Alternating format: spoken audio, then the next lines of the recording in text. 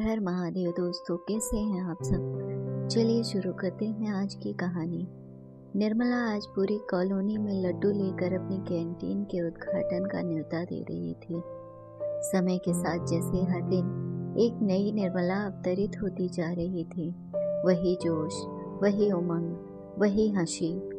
बहुत कुछ बदला था उसकी जिंदगी में, पर नहीं बदली थी तो उसकी हिम्मत।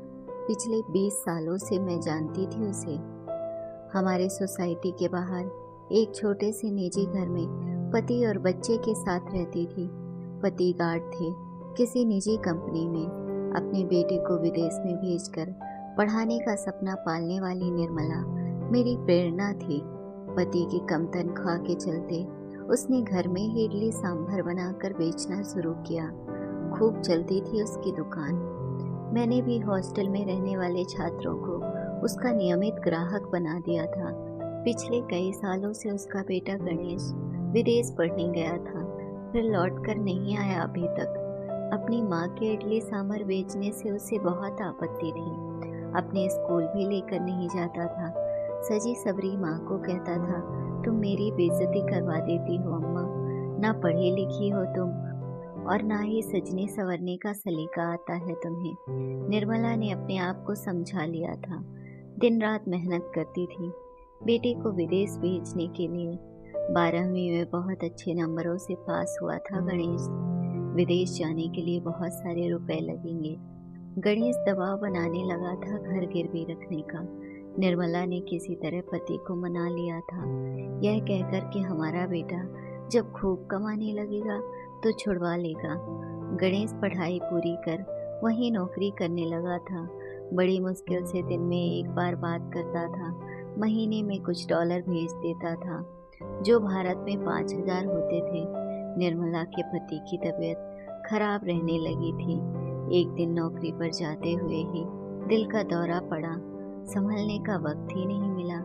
गणेश ने साफ साफ कह दिया था कि अभी उसे छुट्टी नहीं मिलेगी।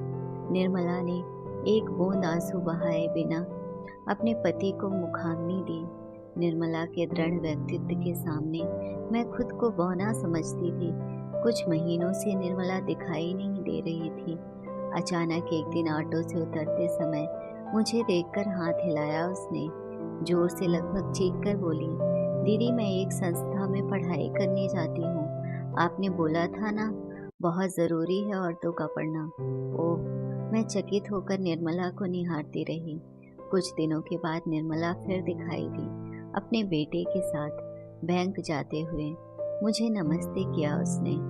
मैं बहुत खुश हुई कि अब बेटा ले जाएगा अपने साथ, सारी तकलीफें खत्म हो जाएंगी। एक सप्ताह के बाद ही निर्मला आई अपने पासबुक के साथ। निराश होकर बोली, दीदी क्या इसी दिन के लिए माँ बाप औलाद मांगते हैं भगवान से।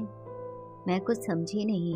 अब उसने आगे कहा, गणेश ने मेरे पति की आखिरी पूंजी भी अपने खाते में ट्रांसफर कर ली दीदी। अब मेरे पास घर के अलावा कुछ भी नहीं है। मैं निरुत्तर थी। सांत्वना के लिए शब्द ही नहीं मिले मुझे। गणेश अब वही शादी भी कर चुका था। घर खरीदने के लिए अपनी माँ को ये घर बेचने के लिए दबाव डालने लगा। निर्मला ने फोन पर साफ साफ कह दिया कि इस घर की तरफ वह आंख उठाकर भी ना देखे। ये उसके दादा दादी की निशानी है, उसके मृत पति की इज्जत है यह घर। गणेश ने हंसकर मजाक उड़ाते हुए कहा था, अम्मा तुम रही ना अनपढ़ की अनपढ़, तुम्हें पता भी नहीं चलेगा और मैं घर बेच दूंगा। तुम्हारे रहने का कुछ ना कुछ इंतजाम सोसाइटी वाले कर ही देंगे। यह बात बताने आई थी उस दिन शाम को निर्मला, और मुझे स्तब्ध करते हुए कहा, दीदी मैं एक औरत हूँ। माँ होने से पहले अपनी इज्जत अपने बेटे को उतारने नहीं दूंगी। बहुत जल्दी ही उसको सरप्राइज दूंगी। और आज निर्मला अपने घर को एक बड़े बिल्डर को बेचकर अपने लिए 2 कमरों का घर लेकर उसमें अपना कैंटीन खोल रही थी। मुझे ताजुब बिल्कुल भी नहीं हुआ, गर्व हुआ बल्कि उस पर। तय समय पर समारोह में पहुंचकर देखा, बड़ी अच्छी व्यवस्था की थी उसने।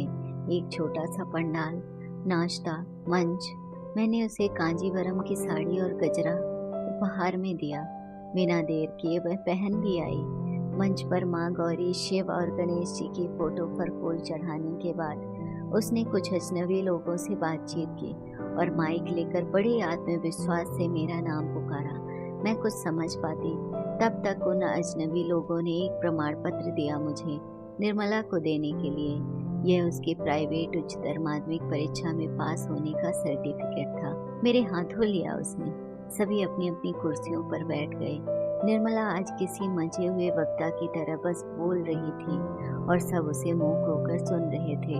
अपने मन की वेदना को उसने अपने बेटे के तिरस्कार में आहुति दे दी। अपनी बेइज्जती का बदला लिया था उसने। एक माँ की इज्जत बचाने की जिम्मेदारी माँ की ही होती है। उसने कहा, मैंने अपने बेटे का नाम गणेश रखा था, यह सोचकर कि माता पिता ही उसके लिए उसकी दुनिया होंगे। मेरी भूल थी यह। माँ जगदम्बा जब अपने स्वाभिमान की रक्षा करने के लिए नौरूप धर जगत का कल्याण कर सकती है, तो हम माएँ भी अपने बेटे के द्वारा की गई बेइज्जती क्यों स्वीकार करें। आज से यह कैंटीन खुला है। सिर्फ 5 रुपए में भरपेट इडली सांभर खा सकते हैं मेरे सभी बच्चे। हाँ, बड़ों के लिए 50 रुपए प्लेट रहेगी। और भी बहुत कुछ कहा उसने। मैं आज नवरात्रि में आदिशक्ति माँ का 10वां रूप देख रही थी। अनपढ़ गंवार माँ ने अपने बेटे को विदेश भेजने के लिए जो काम मजबूरी में शुरू किया था, उसे अब वह इज्जत की कमाई का जरिया बना चुकी थी।